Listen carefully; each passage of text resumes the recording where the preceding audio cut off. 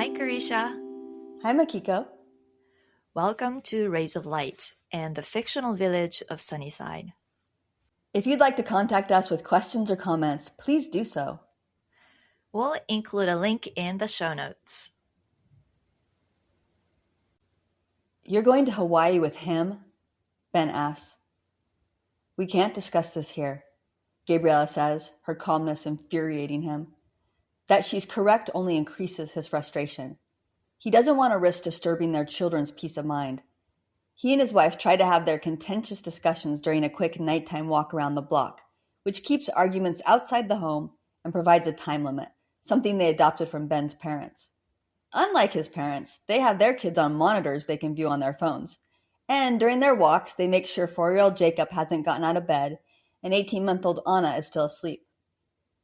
Outside the house, Gabriella moves briskly to the road before saying, I'm not going to Hawaii with him. I'm going to the same conference my entire department attends every year. And as you know, this year I'm the keynote speaker. Don't be condescending, Ben snaps. I didn't know Stephen was divorced until tonight. We're colleagues. He's my subordinate. His marital status is of complete disinterest to me. But he is interested in you, Ben insists. Gabriella glances at their sleeping children on her phone screen. I refuse to argue about this again, Ben. You're driving me up the wall with your jealousy. I can't fire him. He's good at his job. And then you just get upset about someone else anyway. Ben is breathless from their quick pace. They're already more than halfway around the block, and he doesn't feel any better. Just promise me you won't spend any time alone with him. I never have, and I never will. There's no reason to. Even if I weren't in a monogamous marriage, he's still my subordinate. I don't know what you want me to do. Our life is paid for with this career that involves late nights, late dinners, and travel. Ben wants her to hug him and passionately declare her undying devotion, but that's not her way. They're both silent for the rest of the walk, and Gabrielle goes into the house ahead of him without looking back. Her movements and posture seem angry, as if she's the one who has something to be mad about. He knows his constant need for reassurance repels her, but he's sad that she has no desire for reassurance from him. Is it because his scalp is showing more and more as his hair becomes increasingly thinner, and he's gaining weight? Stephen works out constantly, and looks better bald than he possibly could have when he had hair. And when the mother of another child at Jacob's preschool assumed Ben was single and invited him out for coffee, Gabriella hadn't been bothered at all. It was so annoying. Inside the house, Gabriella is smiling while typing on her phone, and Ben wants to grab the phone and slam it into the ground. He closes his eyes tightly, then realizes he's been holding his breath when he has to gasp for air. Are you all right? Gabriella asks. Yeah, he says, grateful that she looks concerned, and that she has no idea what he was just thinking. He carefully doesn't ask who she's texting, but can't stop staring at the phone in her hand. She glances at him, at her phone, and then raises her eyebrows. I'm going to look in on the kids and then take a shower, she says. Ben nods and forces himself to smile. He's ruining his life and losing her respect, and he's got to get himself under control. At Sunnyside Bookstore the next afternoon, Jacob runs around the children's section with some other kids, while Ben's friend, Marie Lou, plays peekaboo with Anna, who's strapped to his chest in a front-facing baby carrier. I'm ruining my marriage, Ben says quietly. Marie pauses to look at him. Are you still throwing fits about Stephen? Yes, Ben says. Well, stop. I can't. Then you better get help. Ben shakes his head. I don't want to be naive. Mistrust is normal and healthy. Ben, there's mistrust and there's ruining your marriage. You're throwing fits. What does that help? That's obsessive. There's carefulness or whatever you want to call it, and there's paranoia. You are paranoid. Thanks, Ben says. Also, what about Gabriella? She isn't obsessively mistrusting you, yet she's not naive.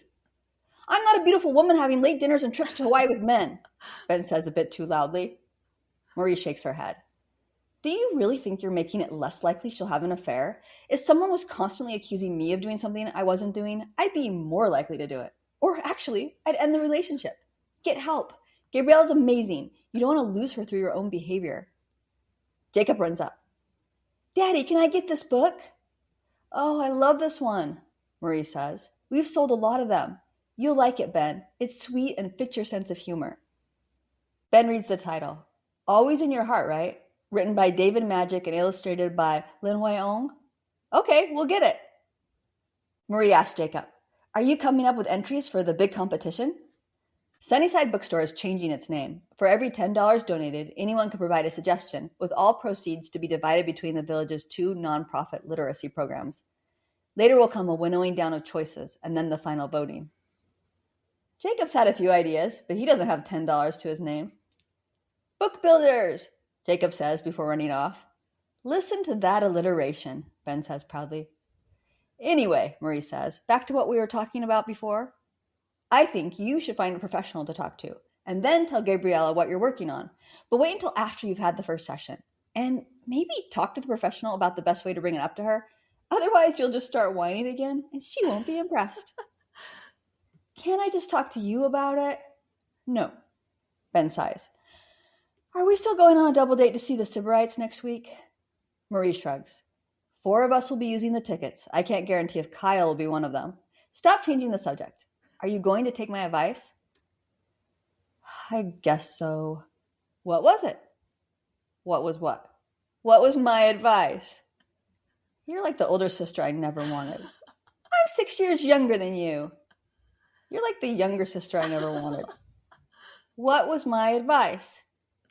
To find a professional, have a session, tell Gabriella about it, and she'll be so impressed I take action, we'll all live happily ever after.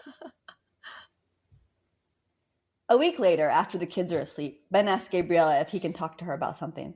She's working on her computer and says, yes, let me save this. They sit on the couch more formally than usual, both upright with 2 feet between them. I had a session with Luke Cantrell today, Ben says. He doesn't know why he feels so nervous. You did? Gabriella asks in surprise. Yes, Anna's with the Parkers for a couple of hours. I wanted to work on my jealousy issues. Gabriella nods and watches him, waiting for more. I don't know if it will help, but I felt great after and still do. That feeling of floating is fantastic. Why don't you tell me about that? I didn't have a feeling of floating, he says. What did it feel like for you? Well, like nothing really. I didn't feel anything. It was a great experience, though. So the hypnotic state can really feel different depending on the person and even from session to session. So you might simply feel relaxed, like you're just either lying there or, reclining in the sofa or something like that, and listening to your therapist's voice. Or your body might feel pleasantly heavy, like gravity is gently holding you down. And then for some other people, it can feel very light, like Ben, almost like you're floating. So it can be very different from person to person. Oh yeah, and I've had all those in different sessions, and sometimes more than one. Yeah, you haven't? Oh, not in one session. Well, I mean, that's rare, but I've had a few of those, at once in one session, but I've had all of them overall, all those things you described. So great descriptions. Yeah. Wow. Cool. I love the floating one. That's why I brought it up. Oh, yeah. It doesn't always happen, but. Yeah, I don't think I've felt the heavy version. I mean, I can see how that would feel, Right. but I don't think I've had it. But yeah, like Karisha just said, there may be sessions where, you feel one way and then you feel another way. And also, there are times that you go quite deep. And so then when you come out, like later, you realize you don't remember much of what your hypnotherapist said. Right. And then there are other times that, this happens a lot with me. Especially in live session, not when I'm listening to the recording, that I hear every word and my thoughts, feels like they're wandering all over the place. So wait, that happens more for you in live? Yeah. Wandering? Oh, yeah. Really? I have the opposite. More in recording where, Yeah, I think I'm the minority as far as I've heard people talk about it or, Me my too. clients It talk usually about seems like the live ones are by far the... Yeah. Yeah. That's interesting. So as you can see, everything happens. Anything can happen. Yeah, anything is possible. So in my case, I can go deeper when I'm listening to the session recording. Right. And so all of that is completely normal. Because hypnosis itself isn't just one fixed state or experience. So it really varies because, your brainwave keeps shifting 1 second to another. And so it also varies from person to person and from day to day and even from, second to second. Right. And if you missed Gabriella's episode, the date and the title are included in the show notes.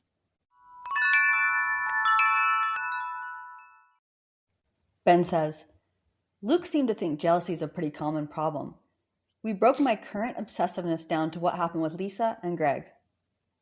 Lisa was the first woman Ben lived with, and she ended up leaving him for a coworker. And Greg is a close friend who confided in Ben when his wife had an affair the year before. Ah, that makes sense, Gabriella says, nodding. Ben is relieved. He'd been worried that Gabrielle would feel like he was comparing her to Lisa, or to Greg's wife. Luke asked me how the stuff I've been making up in my head has led me to act around you. So as part of the whole first session thing, in hypnosis, he helped me feel relaxed while thinking of our relationship. It made me realize how tense I've been about it. I'm sorry I've been acting so crazy. Thank you, Gabriella says. The next day, Ben feels so much calmer about his marriage that he almost cancels his second session, even though it's a week away. Then he decides he'll work on other things, like worries about his health and his kids and maybe hair loss and weight gain. Then the night before his session, he's walking by Gabriella's home office and overhears her saying, You know Tim is the best there is. I'm confident he can handle this account on his own. Yes, I can guarantee that. I'll keep a close eye on him. Sure, Sam. Have a good night. Ben feels as though his stomach has plunged hundreds of feet into an abyss. So when we talk about feeling emotions in the body, that experience can be very different from person to person. I guess anything is different from person to person. I mean, that's true. I feel like I keep saying that, I appreciate you pointing that out.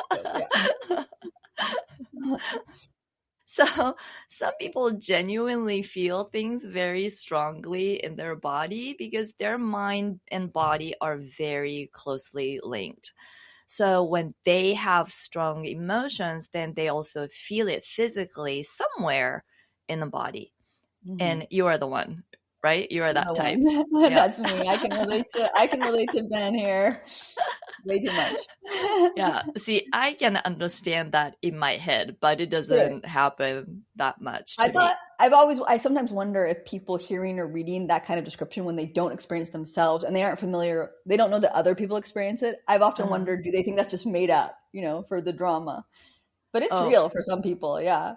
Yeah. Well, at least I don't think that, Well, because you work with different kinds of people. Yeah. Then, of course, there are those who don't really have that physical sensation, like me, even when the emotions themselves are quite intense. It doesn't mean we're not feeling them. I mean, we absolutely are, but we just don't necessarily experience them in the body. Right. It's simply a matter of the system working differently. So it's not about, right or wrong. It's just a different wiring. And so again, for me, sometimes I notice on my solar plexus area, like something, but it's usually quite faint. Most of the time, I don't really feel much anywhere.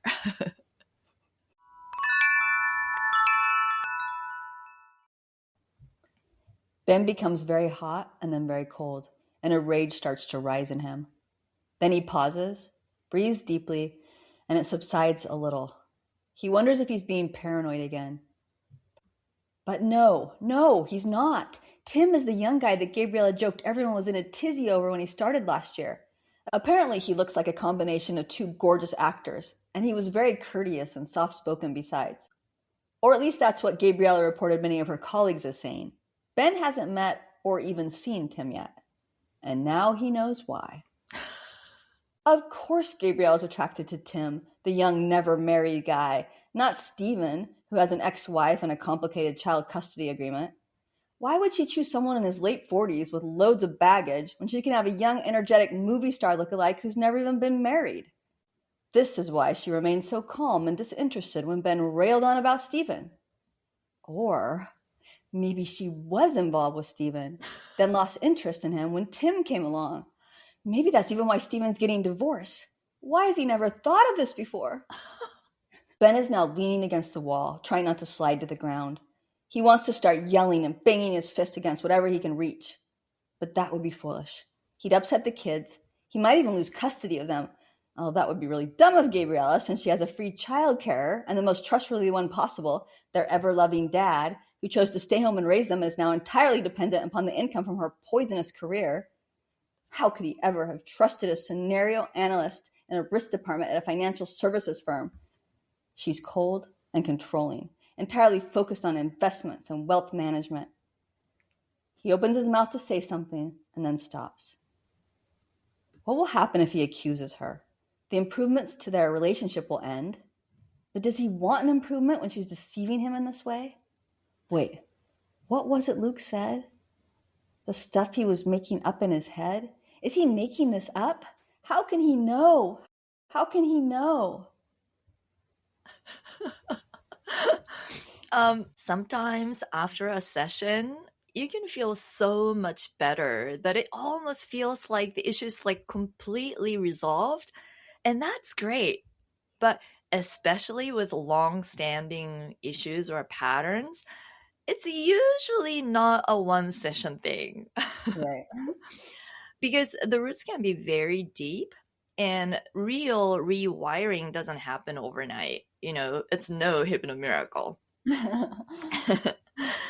At the same time, if you felt the difference, even after just one session, that's quite significant because it means your mind is capable of responding differently.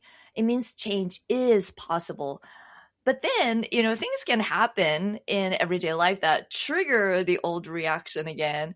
But it doesn't mean the session didn't work. It just takes repetitions for the new pattern to root deeply in your subconscious.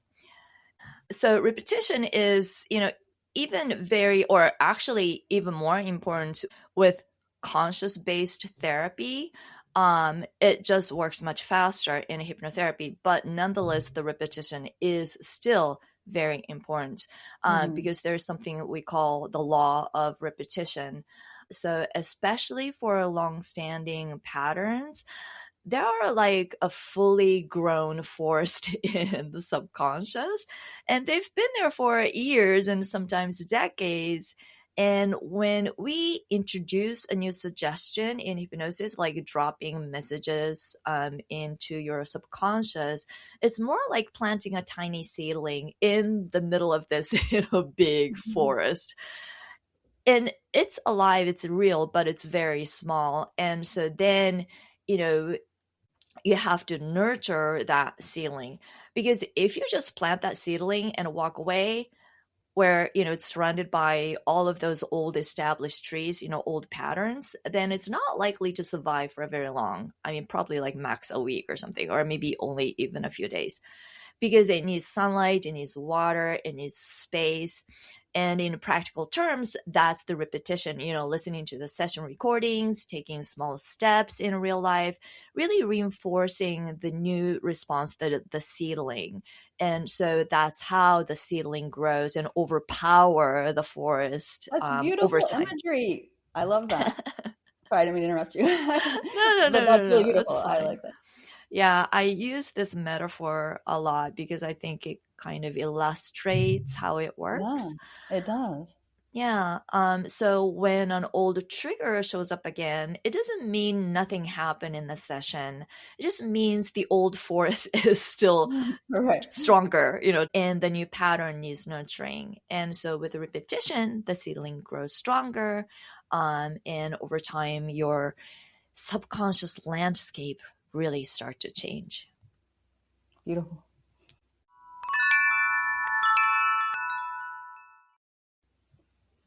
Luke and Ben had talked about the ability to distinguish between fantasy and reality as a way to overcome inner insecurity.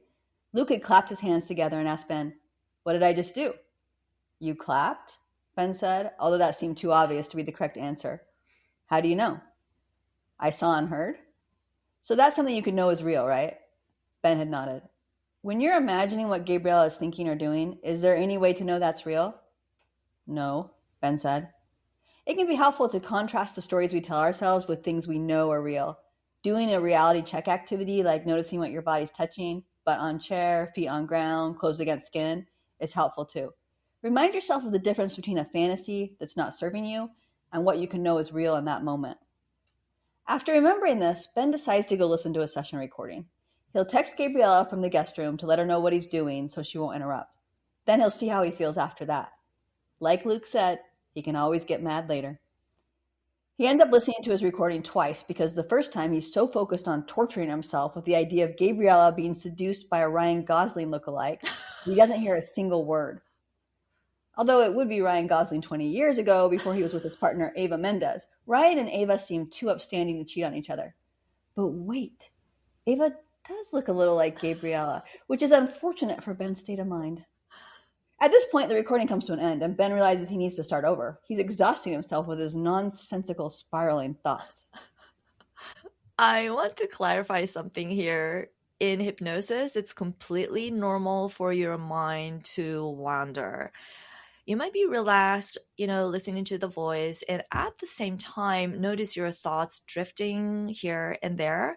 It can even feel like you're not concentrating properly. That's actually very common, and there's nothing wrong with that. But that's different from being so triggered or emotionally activated that you simply can't settle. When your system is in that heightened state, almost it's like running on adrenaline. Your Right. thoughts can race in a way that blocks you from really taking anything in from the recording. In that state, you're not just casually wandering, you're just being overwhelmed. And when that happens, it can feel almost impossible to listen. So, yes, mind wandering is normal in hypnosis, but being so upset that you're mentally blocking everything out, that's a different state altogether. And sometimes just means you need a little more time to calm yourself before the suggestion can really land. Right. So listening a second time or other things you can do is maybe a little physical activity that can help. Yeah. Or you can try some different things like maybe working out a little bit. That often helps me. Oh, some Mhm. people, it helps them to like lay down and put their legs up like against a wall or something. Oh, That can be really calming. Yeah, that's oh, that's cool. a neat calming thing to do. That's something you Mhm. is recommended to do after a hard workout actually with Yeah. deep breathing. Also paying attention to what you might have eaten that day. If you're hungry, you have a little snack. Um, you might have some protein, see what if you've eaten a balanced Mhm. meal that day, hungry, thirsty, taking care of those kind of things can help a Mhm. lot. Not sugary carbohydrates. Right, exactly. Oh, and not too much caffeine so you're jittery. Yeah, definitely.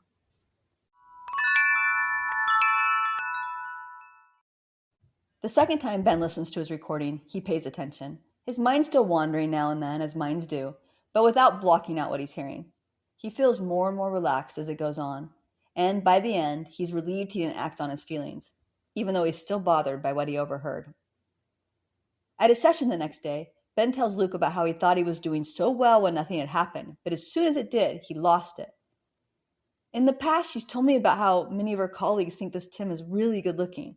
I mean, it was a big deal when he started there. That's how attractive he is. You've told me about how important Gabrielle's job is to her, Luke says. Is Tim a subordinate? Yes, but people. I'm sorry to interrupt, Ben, but has Gabriella ever said or done anything that made you think she would have an inappropriate relationship with a subordinate? Ben is quiet for a moment. I guess not, but okay, no, I guess she wouldn't, even if she wanted to. Did you write out all the ways your former girlfriend and your friend's wife are different than Gabriella? No, Ben admits. Consider doing that this week. That will make it more concrete for you when you see it in writing. Include how your current relationship is different than those relationships as well. I will, Ben says. I just wish I could know for sure. Trust isn't the same as certainty, Luke says. No one can prove they're 100% trustworthy, including you, right? Doubts can always be created, not just around any person, but around anything. Like one of my favorite philosophers, David Hume, pointed out, even though the sun has risen for billions of years, we can't be certain it will rise tomorrow, right? So why don't you worry about it not rising?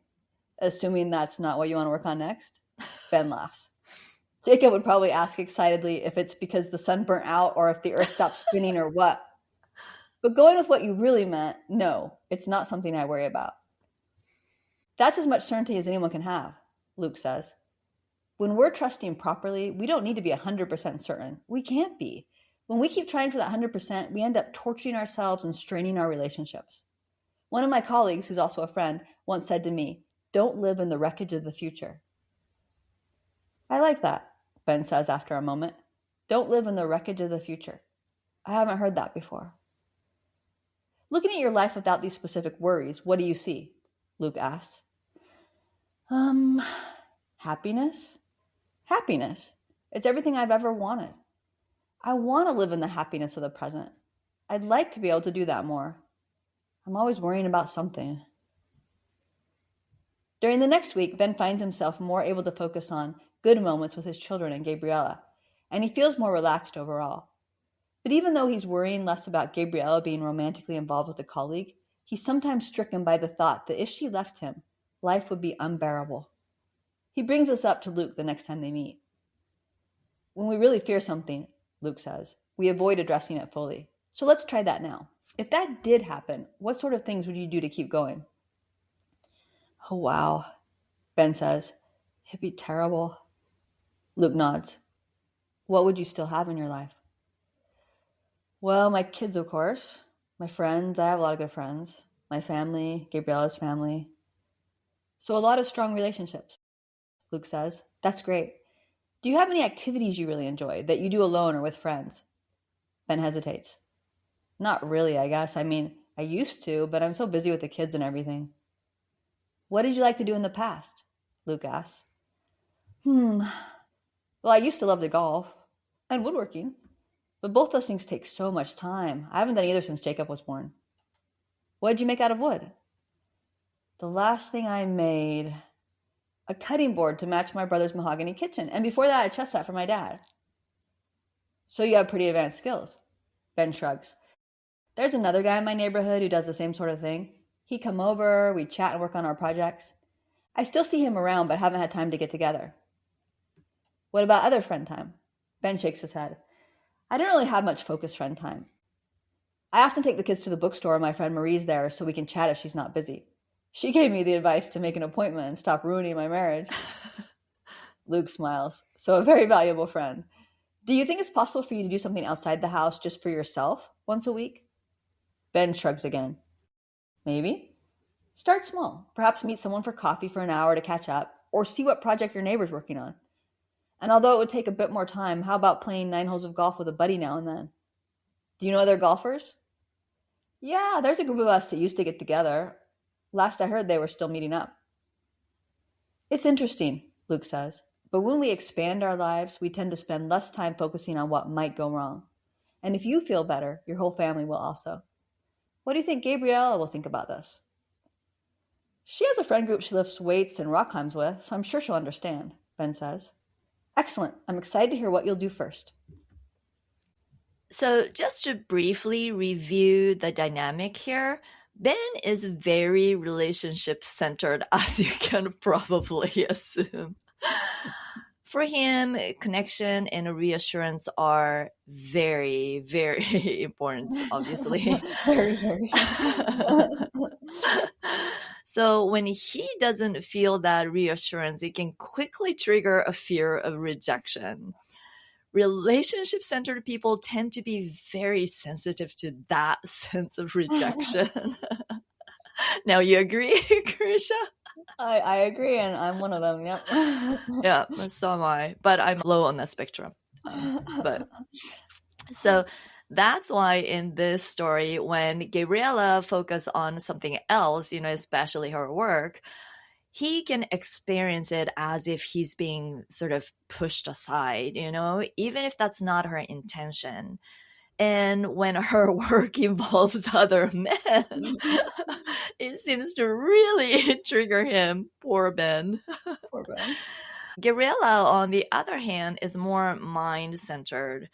So for mind-centered people, career, independence and a sense of control are often very important. Doesn't mean relationships aren't important. They are, but their priority more often than not goes to work and maintaining structure and autonomy. Their underlying fear tends to be loss of control.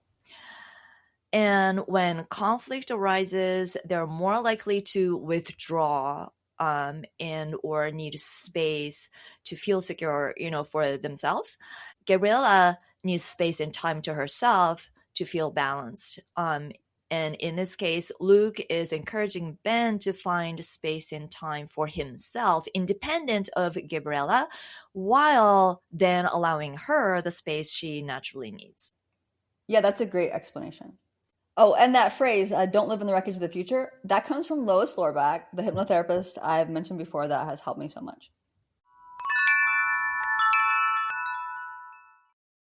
2 days later, Ben chats with his neighbor and watches him carve a walking stick, and they brainstorm things Ben might make in his spare time.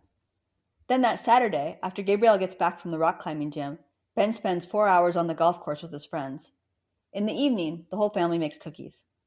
After 2 more sessions, Ben is feeling more confident in his relationship and has established his own weekend routine. His life feels a lot more balanced, and he notices he's worrying less about his kids, too.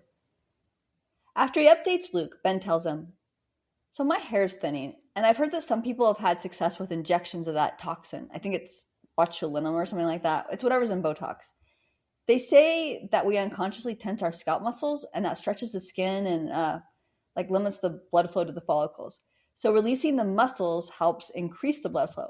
I've noticed that I'm always tensing my scalp, but I don't want to get injections. So do you think we could do hypnosis for relaxing all those muscles, like basically all the muscles all over my scalp, and for increasing the blood flow throughout it and to my hair follicles? Do you think promoting that would work?" Luke nods. "We can definitely promote muscle relaxation and blood flow. Would you like to do that today?" "Yes, please," Ben says. With an unconscious physiological action, you'll need to be consistent in listening to your recordings. I'd also recommend adding some notes and alarms to consciously relax it as well. That will speed things up. During the hypnosis, Ben feels a tingling in his scalp, and he can also feel pressure releasing there. He hears a kind of crackling sound, although it isn't his ears. He wonders if it might be the muscles around his ears relaxing. This part came from a client and listener who asked us to include it in an episode. Yes, this part and the results are entirely taken from one person's experience.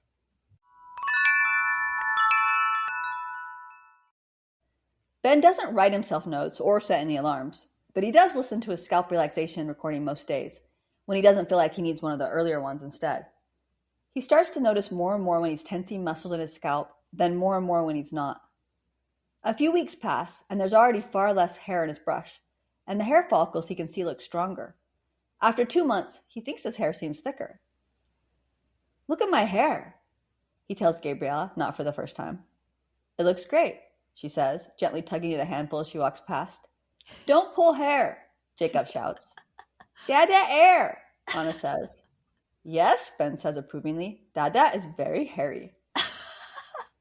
"But you're not supposed to pull hair," Jacob insists. "Moms are allowed to pretend to pull hair because they do it gently," Gabriella says. "Can I pretend to pull hair if I do it gently?" Jacob asks. "No," Ben and Gabriella say at once. And she adds, "Are you a mom?" "Can I do it when I'm a mom?" he asks. "Sure," Gabriella says, "but not before." "When I'm a mom, I'm going to pull your hair," Jacob tells Anna. She thrusts a food-covered hand toward him, smiling hugely. "You still have to do it gently," Ben says. "I will," Jacob yells. "Okay, I'm off to the golf course," Ben says. "Can I learn to golf?" Jacob asks. "Sure," Ben says. "My dad taught me when I was about 8, so maybe in 4 years." "I want to be 8 and a mom," Jacob says. "When I get back, remember what we're going to have? Pizza!" So cute. I love that conversation. So it's really great that, hypnosis really worked in terms of hair loss or hair regrowing. Um, I just want to clarify that, this doesn't mean hypnotherapy is a guaranteed solution for hair thinning or hair loss. There are many different reasons people lose hair. Reduced circulation can certainly play a role, and stress can also affect the body in ways that influence hair growth. Because hypnosis promotes relaxation and shifts the body into more relaxed parasympathetic state, it may support those particular factors. But as far as my understanding goes, hair loss can also be influenced by other issues like genetics, hormonal changes, nutritional deficiencies, and other stuff.